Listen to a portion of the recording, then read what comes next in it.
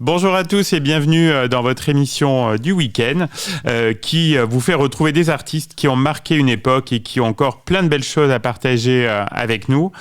Aujourd'hui, j'ai le plaisir d'accueillir une artiste que vous avez découverte dans Les Anges de la télé-réalité et qui a fait danser la France avec de nombreux hits. Bonjour Maude. Bonjour Stéphane. Alors Maude, comment elle est née ta fibre artistique? C'était à un jeune âge? Oui, très jeune âge, puisque j'ai moi grandi dans les cours de danse, donc à partir de l'âge de 4 ans, j'étais déjà sur les planches en fait, et ça m'a jamais quittée. Et donc on t'a découverte, enfin le grand public, en 2013 en tant qu'ange anonyme dans Les Anges de la télé-réalité. Comment tu t'étais retrouvée dans cette aventure? Rappelle-nous. Par erreur. Par erreur, d'accord.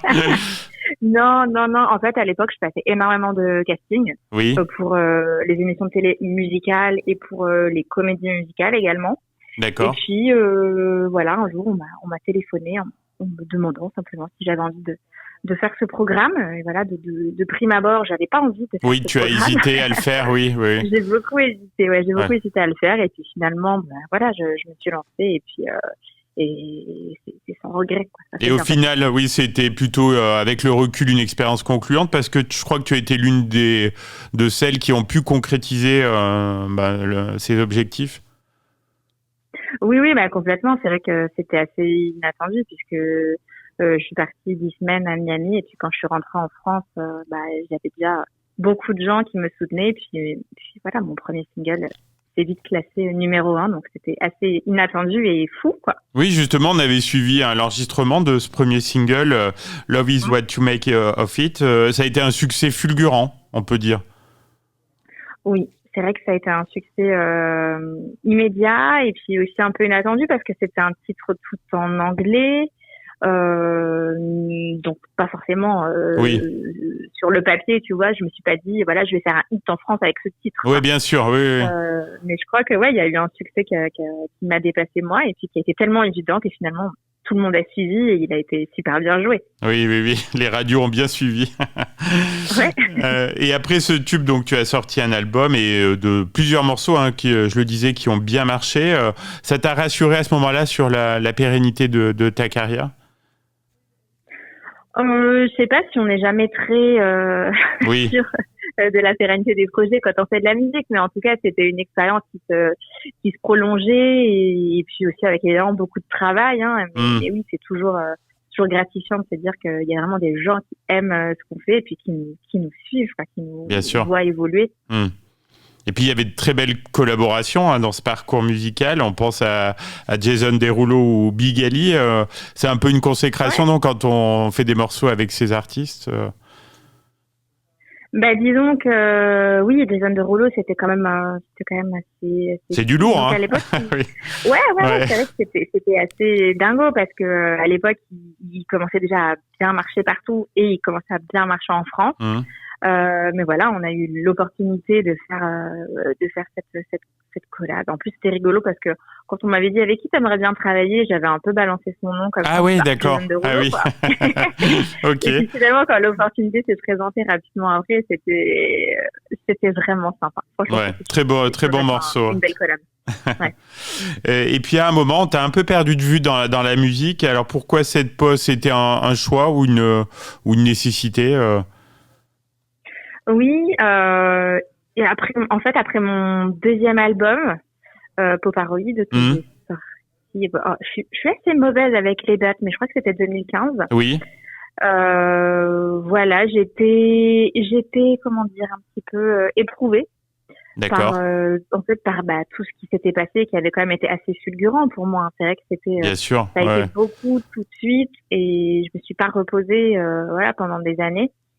Ça a été 2 ans très difficiles. Oui, on imagine bien. Oui.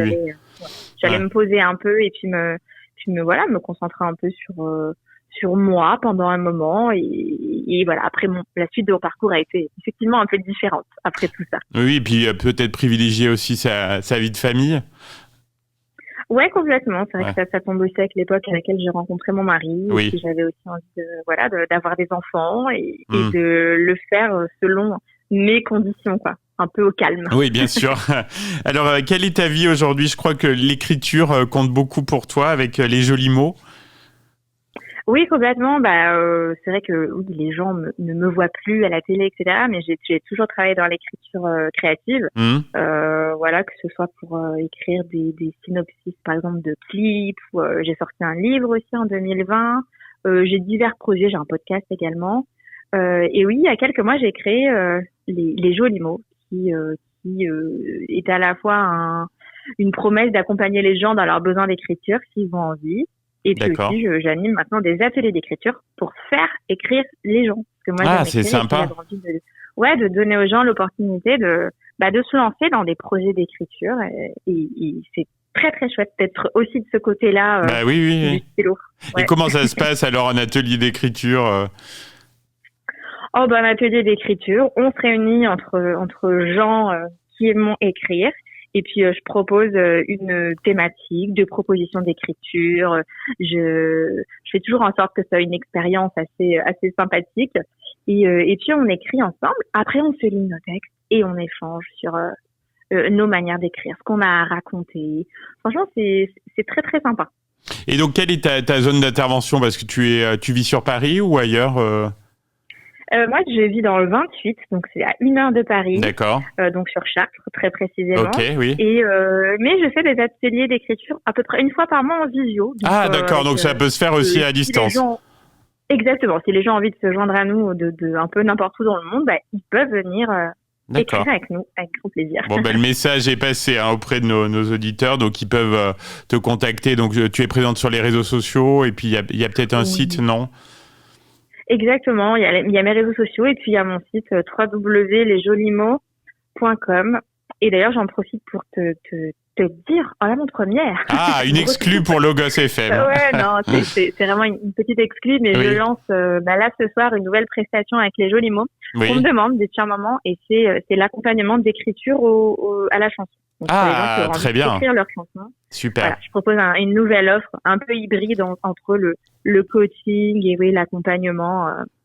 Et ça va être très sympa. On imagine, ouais. On t'a revu aussi récemment donc pour la dernière soirée de Énergie 12.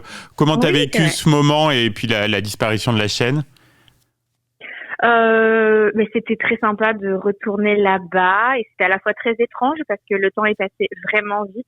Oui. Donc c'était se plonger dans plein de souvenirs qui étaient très émouvants. Mais c'est toujours chouette de recroiser les copains.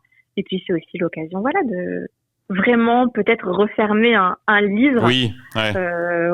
Qui ça fait partie de la vie. Les choses commencent, les choses s'arrêtent et d'autres choses recommencent. Donc je suis toujours dans des émotions, mais positives. Bien sûr, belles choses à vivre, évidemment. Il est complètement fermé, ce livre. Est-ce que tu pourrais revenir, à la télé ou pour des nouvelles chansons ? Alors, la télé, non. Ça n'a jamais été mon univers et c'était vraiment un tremplin. Mais la télé, c'est vrai que on me sollicite d'ailleurs assez régulièrement pour faire des émissions télé. Je n'en ai pas du tout envie. D'accord. Et puis la musique fait toujours partie de ma vie parce que j'écris aussi des chansons pour d'autres artistes. Et en ce qui me concerne moi, peut-être qu'il y aura de la musique. Je le fais maintenant de manière indépendante, donc sans pression. D'accord. Oui. Mais non, la porte de la musique n'est pas fermée et ne sera jamais fermée. Parce qu'on a hâte de retrouver ta belle voix et puis ces chansons qui nous ont marqués. Donc je suis sûr que tu peux encore nous proposer des belles choses. Merci beaucoup, Maud, d'avoir été avec nous. C'était un vrai plaisir de te retrouver, de parler de ton parcours. Et on te souhaite le meilleur pour la suite, notamment avec les jolis mots. À bientôt. Merci, au revoir.